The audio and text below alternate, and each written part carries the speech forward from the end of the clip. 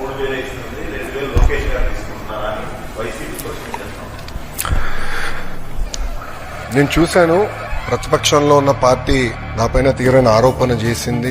వాళ్ళు అధికారికంగా ట్వీట్ పెట్టారు. వాళ్ళకి నేను 24 గంటలు సమయం ఇస్తున్నా.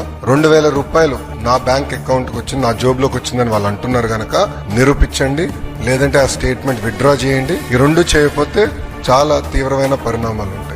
లీగల్ గా నేను దీనిపైన ముందరికి వెళ్ళాలని నిర్ణయించుకుంటాం జరిగింది. ఎందుకంటే ప్రజలు కూడా ఒకటి గుర్తుపెట్టుకోవాలి, వైకాపా పార్టీ అనేది ఒక అబద్ధాన్ని 100 సార్లు చెప్పి నిజం చేసేందుకు ప్రయత్నించే పార్టీ. 2019 ఎన్నికల్లో కరెక్ట్ గా వాళ్ళ సొంత బాబాయిని వాళ్ళే చంపేసి ఏకంగా నింద మా నాయకుడు చంద్రబాబు నాయుడు గారి పైన ఆనాడు వేశారు. మేము ఆనాడు సమర్థవంతంగా తిప్పికొట్టలేకపోయాం కనుకనే ప్రజలు నమ్మారు. కానీ ఇప్పుడు చూడండి, చెల్లెలు చెప్తున్నారు ఏం జరిగింది. అసలు అబద్ధాలు చెప్పి ప్రజలు నమ్మించడానికి ప్రయత్నిస్తున్నారు. ఈ 2000 రూపాయలు నేను ఆ ట్వీట్ ని నేను చదివాను. ఆ 2000 రూపాయలు నా జోబుకి వచ్చిందన్నారు. వాళ్ళు నిరూపించాలి, లేదంటే ఆ స్టేట్మెంట్ వెనక్కి తీసుకోవాలి, లేదంటే to the fullest extent of the law I will take action against them.